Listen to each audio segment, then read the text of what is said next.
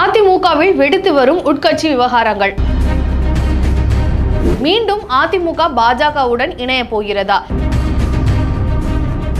அதிமுகவின் பிரம்மாஸ்திர சின்னமான இரட்டை இலை சின்னம் முடக்கப்பட போகிறதா என்பதை பற்றி தான் இந்த காணொளியில் காணப்போகிறோம். வாகை தமிழ் நேயர்களுக்கு வணக்கம்.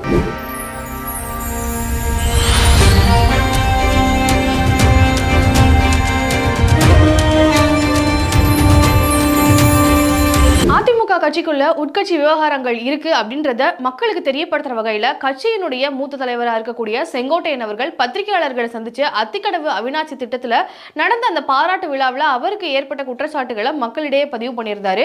இதுவே அதிமுக கட்சியில ஒரு பிளவு ஏற்பட போறதுக்கான ஒரு அறிகுறியா வெட்ட வெளிச்சமா மக்களுக்கே தெரிஞ்சுது. அதற்கப்புறமா இப்போ சமீபத்துல மீண்டும் ஒரு பிரச்சனையானது உருவாகி இருக்கு. என்ன அப்படின்னு பார்க்கும்போது நீண்ட காலமாகவே அதிமுக கட்சி ஒரு 3-4 கட்சிகளாக பிரிந்து போய் இருக்கு அப்படின்ற ஒரு நிலை இருக்கும் பொழுது அதிமுகவினுடைய பிரம்மாஸ்திர சின்னமான இரட்டை இலை சின்னத்திற்கான ஒரு போராட்டம் அப்படின்றது நீண்ட காலமா இருந்துட்டு இருந்த நிலையில அதற்கான வழக்குகளும் நடந்துட்டு இருந்தது. இப்போ தற்போது அதிமுக கட்சிகளுடைய விவகாரங்களை குறித்து தேர்தல் ஆணையம் விசாரிக்க கூடாது அப்படின்னு சொல்லி எடப்பாடி பழனிசாமி அவர்கள் சென்னை உயர்நீதிமன்றத்தில் வழக்கு ஒன்று பதிவு பண்ணியிருந்தாரு. இப்போ அந்த இரட்டை இலை சின்னம் எந்த கட்சிக்கு யாருக்கு அப்படின்றத விசாரிக்கிற வகையில தேர்தல் ஆணையத்துக்கு தான் அந்த ஒரு பொறுப்பு இருக்கு அப்படின்னு சொல்லி உயர்நீதிமன்றம் எடப்பாடி பழனிசாமி அவர்கள் போடப்பட்ட அந்த வழக்கை ரத்து செஞ்சு மீண்டும் தேர்தல் ஆணையத்துக்கே அந்த பொறுப்பை வந்து கொடுத்திருக்காங்க. இது மீண்டும் ஒரு பெரிய சலசலப்பையானது ஏற்படுத்தியிருக்கு. இதனையொட்டி ஓபிஎஸ் அவர்களும் பத்திரிகையாளர்களை சந்திச்சு பல விஷயங்களை பேசியிருக்கிறாரு.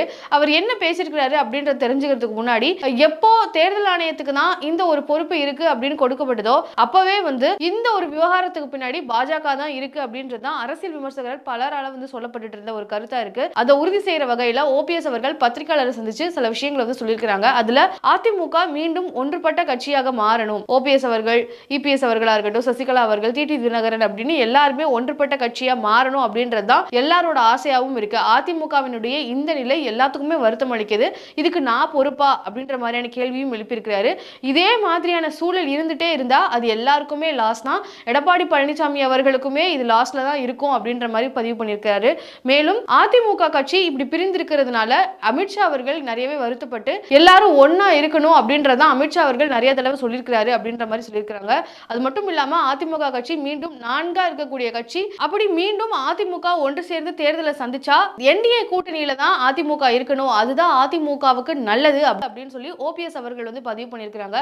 இது மூலமாவே பாஜக தான் இந்த ஒரு பிரச்சனைகளுக்கு பின்னாடி அதிமுகவுக்குள்ள நடக்கக்கூடிய இந்த உட்கட்சி பிரச்சனைகளுக்கு காரணம் பாஜக தான் அப்படின்ற மாதிரி அரசியல் விமர்சகர்கள் பலர் வந்து உறுதி செஞ்சிருக்கிறாங்க. அது மட்டும் இல்லாம அதிமுகவினுடைய இந்த ஒரு நிலைக்கு எடப்பாடி பழனிசாமி அவர்களுக்கு சரியான ஆளுமை இல்லை அப்படின்ற மாதிரியான குற்றச்சாட்டு ஒரு புறம் இருந்தாலும் இன்னொரு ஒரு புறம் பாஜக இவங்களை வந்து ஒன்னு சேர விடாம இருக்கிறாங்க. யாரு அதிமுக பாஜக கூட கூட்டணி வைக்கிறதுக்கு அனுமதிக்கிறாங்களோ அவங்களுக்கு தான் இந்த இரட்டை இலை சின்னம் அப்படின்றத தேர்தல் ஆணையம் மூலமா பாஜக பின்னாடி இருந்து இயக்குது அப்படின்றதுதான் இப்ப பெரிய அளவுல பேசப்படக்கூடிய ஒரு பேசும் பொருளாக மாறி இருக்கு. அது மட்டும் இல்லாம அத்திக்கடவு அவிநாசி திட்டத்தை பொறுத்த வரைக்கும் செங்கோட்டையன் அவர்கள் பத்திரிகையாளர்களை சந்திச்சு பேசின காரணத்தினால இவருக்கு பின்னாடியும் பாஜக தான் இருக்குதோ, பாஜகவினுடைய பேச்சினாலதான் எடப்பாடி பழனிசாமி அவர்களை குறித்து பத்திரிகையாளர்களுடைய சந்திப்புல இந்த மாதிரி அவர் வெளிப்படுத்தியிருக்கிறாரோ அப்படின்ற ஒரு சந்தேகங்களானது எழுதியிருந்த நிலையில செங்கோட்டையன் அவர்கள் மேடையிலே வந்து ஜெயலலிதா அவர்கள் செங்கோட்டையன் அவர்களை பத்தி எந்த மாதிரி எல்லாம் பேசியிருந்தாங்க, எவ்வளவு நேர்மையான தொண்டன் செங்கோட்டையன் அவர்கள் அப்படின்றத ஜெயலலிதா அவர்கள் சொன்ன ஒரு பதிவை ஸ்டேஜ்லயே செங்கோட்டையன் அவர்கள் போட்டு காமிச்சது அப்படின்றது ஒரு பெரிய பேசும் பொருளாகவும் மாறி இருக்கு.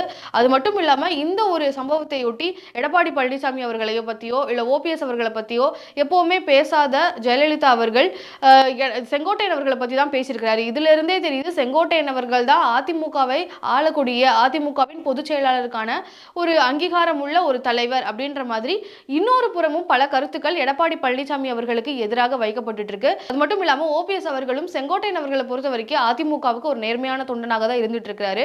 அதனால அவர் எப்பவுமே அதிமுக ஒன்றிணையணும் அப்படின்னு தான் நினைச்சிருக்கிறாரு. அதிமுக மீண்டும் பழைய நிலைமைக்கு வரணும் அப்படின்றதான் செங்கோட்டையன் அவர்களுடைய நோக்கம் அப்படின்ற மாதிரி ஓபிஎஸ் அவர்கள் பதிவு பண்ணதுமே மீண்டும் செங்கோட்டையன் அவர்களுக்கு பின்னாடி பாஜக தான் இருந்து இந்த மாதிரியான ஒரு விஷயத்தை பத்திரிகையாளர்களிடம் சந்திச்சு சொல்லியிருக்காங்களோ அப்படின்ற ஒரு கேள்வியும் எழுந்திருக்கு. செங்கோட்டையன் அவர்களுடைய அந்த அத்திக்கடவு அவிநாசி திட்டத்திற்கான அவருடைய குற்றச்சாட்டுக்கு பலவிதமான எதிர்கருத்துக்கள் கட்சியிலிருந்தே வந்துட்டு இருக்கு. செல்லூர் ராஜா அவர்கள் எல்லாம் இந்த மாதிரி மூத்த தலைவர்களான ஜெயலலிதா அவர்கள் மற்றும் எம்ஜிஆர் அவர்களுடைய புகைப்படங்களை போடாததுக்கு எடப்பாடி பழனிசாமி அவர்களிடமோ அல்லது கட்சியினரிடமோ கேட்க கூடாது, அவர் விவசாயிகளிடம் தான் கேட்கணும் அப்படின்ற மாதிரி செல்லூர் ராஜா அவர்கள் எல்லாம் வந்து சொல்லியிருக்கிறது. கட்சியிலேயே செங்கோட்டையன் அவர்களுக்கு பெரிய அளவில் எதிர்ப்பு இருக்கு அப்படின்றதான் தெரிய வருது. ஏன்னா அவர் சொன்ன அன்னைக்கே ஜெயக்குமார் அவர்களும் விளக்கம் கொடுத்திருந்த நிலையில நேர்முரணாக தான் இருக்குது. எடப்பாடி பழனிசாமி அவர்கள் செங்கோட்டையன் அவர்களுடைய கருத்துக்கு எதிராக தான் இருக்கிறாரு அப்படின்றது அது மூலமா தெரிய வருது அப்படின்றத பார்க்க முடியுது. அது மட்டும் இல்லாம இப்போ சமீபத்தில் இந்தியா டுடே சார்பில் மூட் ஆஃப் நேஷன் அப்படின்ற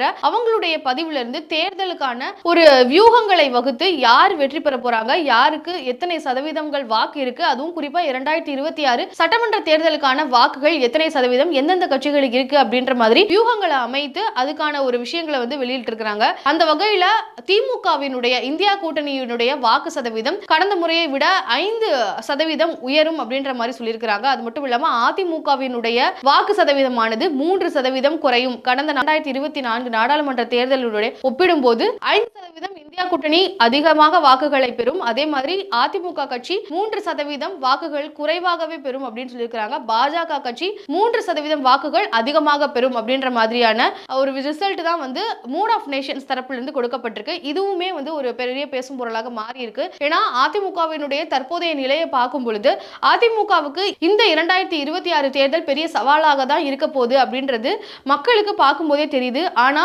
இந்த ஒரு மூட் ஆஃப் நேஷன்ஸ் உடைய அந்த ஒரு ரிசல்ட்டை பொறுத்த வரைக்கும் இன்னைக்கு தேர்தல் நடந்தா இந்த ஒரு முடிவு தான் இருக்கும், இந்த ஒரு ரிசல்ட் தான் இருக்கும் அப்படின்றத அவங்க குறிப்பிட்டிருக்காங்க. இன்னும் ஒரு ஆண்டு காலம் எலெக்ஷனுக்கு இருக்கு அப்படின்ற காரணத்தினால இந்த ஒரு ரிசல்ட்ஸ்ல மாறுபாடுகள் இருக்கும் அப்படின்றதான் பார்க்க முடியுது.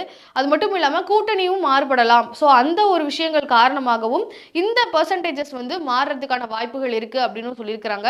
அது மட்டும் இல்லாம இந்த ஒரு வியூகம் பொறுத்த வரைக்கும் இந்த ரிசல்ட்டை பொறுத்த வரைக்கும் நாடாளுமன்ற அந்த ஒரு தேர்தலின் அடிப்படையில் அந்த தேர்தலில் எந்தெந்த கட்சிகள் எந்தெந்த கூட்டணியில் இருந்தாங்களோ அந்த அடிப்படையில் இந்த வியூகம் அமைக்கப்பட்டு இந்த ரிசல்ட் ஆனது வெளியிடப்பட்டிருக்கு.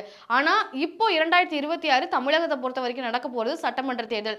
நாடாளுமன்றத்துக்கும் சட்டமன்றத்துக்கும் நிறைய வித்தியாசங்கள் இருக்கிற காரணத்தினால மாநிலத்தினுடைய மக்களுடைய வாக்குகளுடைய அடிப்படையில தான், மக்களுடைய மனநிலைக்கு அடிப்படையில தான் இந்த மாதிரி ரிசல்ட்ஸ் மாறும். ஸோ நாடாளுமன்றத்துக்கும் சட்டமன்றத்துக்குமான வேரியேஷனே இருக்கிற காரணத்தினால இந்த ஒரு ரிசல்ட்ல நிறைய மாற்றங்கள் வரலாம் அப்படின்ற மாதிரி தான் பல பொலிட்டிக்கல் ஸ்ட்ராட்டஜிஸ்ட் வந்து அவங்களுடைய கருத்துக்களை வந்து பதிவு பண்ணிட்டு இருக்காங்க. ஆனா தற்போது மூட் ஆஃப் நேஷன்ஸ் உடைய அந்த ஒரு ரிசல்ட்டை பார்க்கும்போதும் தற்போதைய அதிமுகவில் நடக்கக்கூடிய குழப்பங்களை பார்க்கும்போதும் 3% வாக்குகள் குறைந்திருக்குது அப்படின்றது அதிமுகவினுடைய பின்னடைவை தான் இதுல காமிக்குது அப்படின்னே சொல்லலாம். அதே மாதிரி மூட் ஆஃப் நேஷன்ஸ் உடைய ரிசல்ட் படி பார்க்கும்போது 3% பாஜகவினுடைய வாக்குகள் உயர்ந்திருக்கு, அதிமுகவினுடைய வாக்குகள் சரிந்திருக்கு அப்படின்ற போது இந்த சரிந்த வாக்குகள் திமுகவுக்கு போயிருக்கா அல்லது பாஜகவுக்கு போயிருக்கா அப்படின்ற மாதிரியான எந்த விஷயங்களும் மூட் ஆஃப் நேஷன்ஸ் குறிப்பிடாதது அது ஒரு கேள்வி பொருளாவே மாறி இருக்கு அப்படின்னு சொல்லலாம். ஏன்னா இந்த வாக்குகள் எந்த கட்சிக்கு போயிருக்கு அப்படின்ற ஒரு கேள்வியும் வந்து உருவாகி இருக்கு. இதனை தாண்டி இந்த 2026 தேர்தலில் தாவேகா கட்சியும் போட்டியிட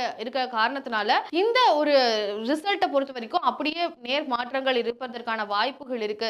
அது மட்டும் இல்லாம ஆளுங்கட்சியான திமுகவுக்கு சவாலாக இருக்கணும் அப்படின்னா அதிமுகவும் பாஜகவும் மற்றும் தாவேகா கட்சியோட இணைந்து செயல்பட்டால் மட்டுமே திமுக கட்சிக்கு சவாலாக இருக்க முடியும் அப்படின்ற மாதிரியான சில கருத்துக்களும் பகிரப்பட்டு இருக்கு. அப்படி ஒரு சூழல் தமிழகத்துல நடக்குமா நடக்காதா அப்படின்றத பொறுத்து இருந்து தான் பார்க்கணும். அதே மாதிரி தாவேகா கட்சியினுடைய நிலைப்பாடு என்ன இருக்க போகுது, அவங்க யார் கூட கூட்டணி அமைக்க போறாங்க இல்ல தனித்தே செயல்பட போறாங்களா அப்படின்ற மாதிரியான பல விஷயங்களும் எழுந்திருக்கு. அது மட்டும் இல்லாம பொலிட்டிக்கல் ஸ்ட்ராட்டஜிஸ்டான பிரசாந்த் கிஷோர் அவர்களா இருக்கட்டும், ஜான் ஆரோக்கியசாமி அவர்களா இருக்கட்டும், ஆதவ் அர்ஜுனா அப்படின்னு பல பேர் வந்து அவங்களுடைய கட்சியில இணைந்திருக்க காரணத்தினால தாவேகாவினுடைய நிலைப்பாடு என்னவாக இருக்கும் அப்படின்ற ஒரு கேள்வியும் எழுந்திருக்கு. நாம் தமிழர் கட்சியாக இருக்கட்டும், விசிக கட்சியாக இருக்கட்டும், இத்தனை ஆண்டுகள் போராடி தற்போதுதான் வந்து மாநில கட்சிக்கான அங்கீகாரம் வந்து பெற்றிருக்காங்க. ஆனா தாவேகா கட்சி விஜய் அவர்களுடைய கட்சியானது இந்த முதல் தேர்தலிலேயே மாநில அளவுக்கு அங்கீகாரம் பெறக்கூடிய ஒரு கட்சியாக மாறுறதுக்கான வாய்ப்புகள் நிறையவே இருக்கு அப்படின்னு தான் சொல்லப்படுது. 2026 தேர்தலை பொறுத்த வரைக்கும் தமிழகத்துல 5 முனை போட்டியாக திமுக, அதிமுக, பாஜக, தாவேகா, நாம் தமிழர் கட்சி அப்படின்ற மாதிரி 5 பேருக்கும் இடையேயான போட்டியானது நடைபெற போகுது அப்படின்னு தான் எதிர்பார்க்கப்படுது. என்ன நடக்க போகுது அப்படின்றத பொறுத்திருந்து பார்க்கலாம். நன்றி.